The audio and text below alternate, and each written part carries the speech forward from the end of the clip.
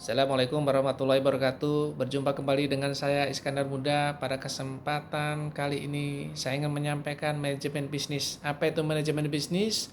Merupakan aktivitas perencanaan, pelaksanaan pengawasan terhadap sebuah usaha ataupun bisnis dengan tujuan untuk mencapai sasaran yang ditetapkan, atau dapat diartikan segala daya upaya yang dijalankan untuk meraih target pendapatan ataupun profit. Konsep bisnis dan profit. Konsep bisnis penyedia barang ataupun jasa untuk mendapatkan sebuah keuntungan. Konsep profit merupakan selisih pendapatan dengan biaya. Tujuan dasar manajemen agar efektif dan efisien. Efektif, apa itu efektif? Membuat keputusan yang tepat dan berhasil.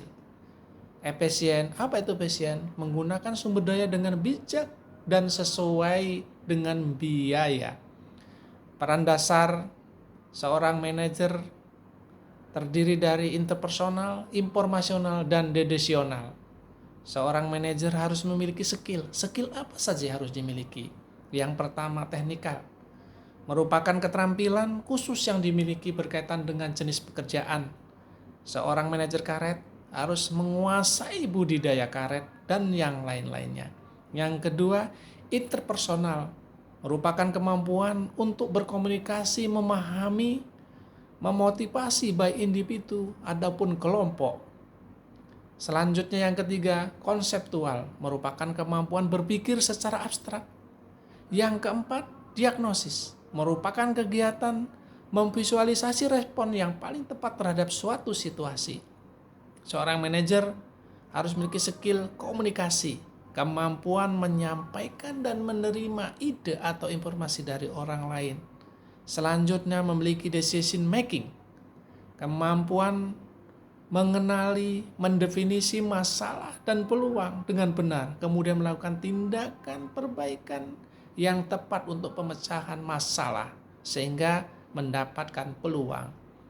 Selanjutnya, time management merupakan kegiatan memprioritaskan pekerjaan untuk bekerja secara efisien dan mendelegasikan dengan tepat.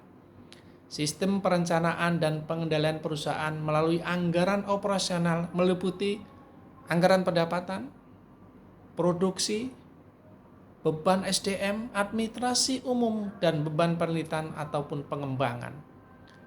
Problem solving dan decision making. Seorang manajer harus berpikir by system, disiplin melihat fenomena secara keseluruhan dan menekan kerangka berpikir yang berkaitan. Cara pandang yang fokus pada perubahan, memiliki alat untuk memahami secara organisasi seperti pemerintah, ekonomi, politik, dan lainnya sehingga memberikan kemampuan manusia menganalisa secara kompleks. Lingkungan keputusan. Yang pertama, certainty. Merupakan suatu kondisi lingkungan keputusan di mana parameter yang menjadi keputusan pasti. Risk merupakan suatu kondisi lingkungan keputusan di mana parameter yang mempengaruhi terjadinya keputusan bersifat probabilistis sehingga prosesnya terjadi estimasi kemungkinan yang terjadi. Selanjutnya yang ketiga, uncertainty. Merupakan kondisi lingkungan di mana keputusan di mana parameter yang mempengaruhi tidak pasti.